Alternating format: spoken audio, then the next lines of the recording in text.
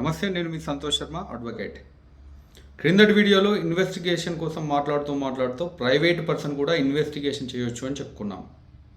అయితే జనరల్గా ఇన్వెస్టిగేషన్లో పోలీస్ చాలా అధికారాలు ఉంటాయి.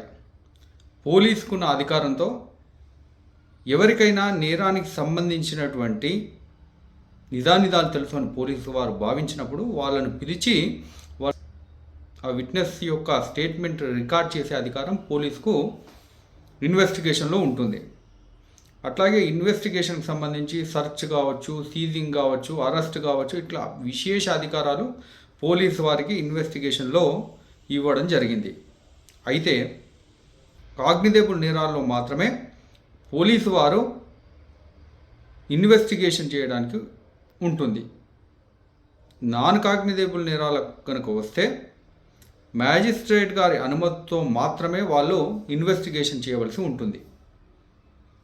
కాగ్నిజబుల్ నేరాల్లో సంబంధించినటువంటి ఇన్వెస్టిగేషన్లో మ్యాజిస్ట్రేట్ గారు కూడా తలదూర్చడానికి ఉండదు. అయితే ఎప్పుడైనా కాగ్నిజబుల్ నేరాలకు సంబంధించి ప్రైవేట్ కంప్లైంట్ కనుక దాఖలైనట్టయితే ఆ ప్రైవేట్ కంప్లైంట్లో పోలీసు వారు సరిగా స్పందించలేరు అని మ్యాజిస్ట్రేట్ గారు భావించినప్పుడు ఆ కంప్లైంట్పై మ్యాజిస్ట్రేట్ గారు కాగ్నిజెన్స్ తీసుకొని ట్రయల్కి ఆదేశించడం జరుగుతుంది. అప్పుడు కాగ్నిజెన్స్ తీసుకునేటటువంటి సమయంలో ఆ కంప్లైంట్కి సంబంధించినటువంటి ఇన్వెస్టిగేషన్ విషయాన్ని మ్యాజిస్ట్రేట్ గారు ప్రైవేటు పర్సన్కి కూడా అప్పగించవచ్చు.